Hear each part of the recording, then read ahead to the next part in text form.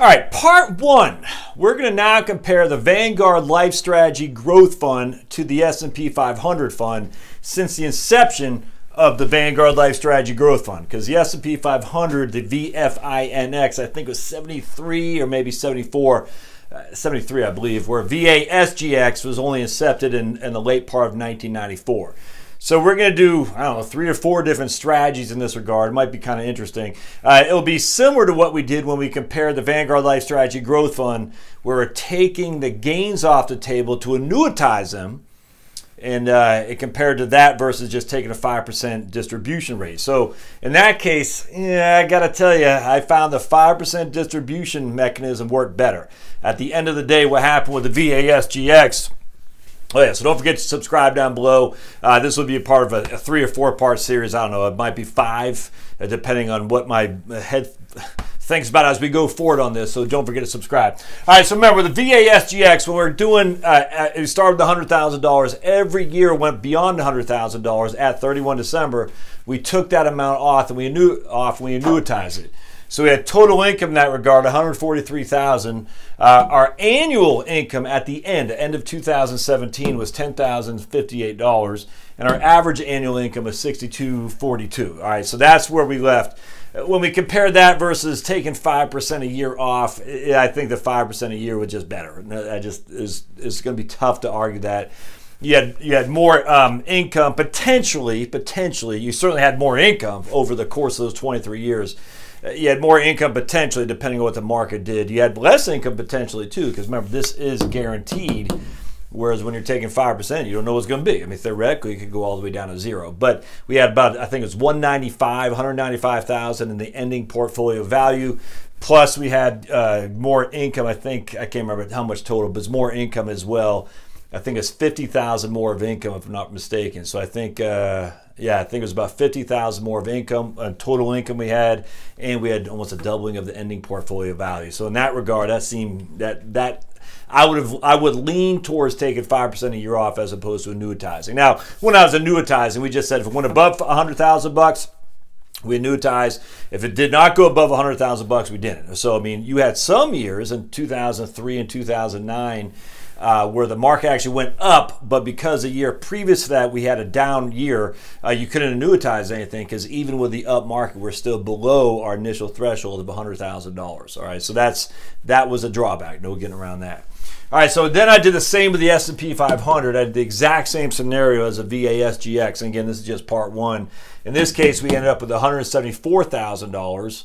Our ending annual guaranteed income was $1,221, and our average annual income was $7,590. So the diversified portfolio, of which consists of about 30% bonds and international stocks, held us back. There's no getting around that. Actually, I'm just curious to see. Well, I guess. Well, let's see. Let's see what the. We'll look at my trusty spreadsheets here. I want to see what the lowest value was on both of these, and we shall see. So we went down to 65,000 in 2008. So in 2008, the VASGX went down to 65,000. And yep, okay, that's the lowest. And then the VFINX in 2008 went down to 62, well, not much, 63,000, 62,980. And then in 2002, it went down to 62,280. So the lowest it was in 2002 for this guy right here. In 2002, went down to 62,280. The VASGX in 2002 was down to 72,531. I mean,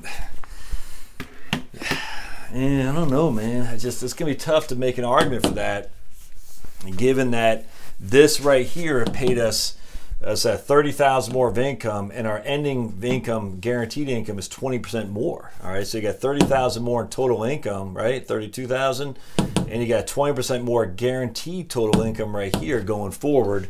They're both going to have 100,000 in the portfolio. I don't. You had a little bit more volatility here, just a little bit. At the end of the day, though, my goodness, the little bit of volatility gave you a whole lot more income.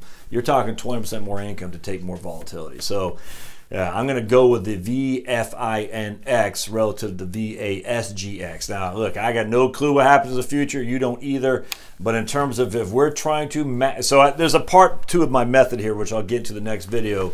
about what I want to do next. We're going to compare VASGX at 5% a year versus VFINX at 5% a year.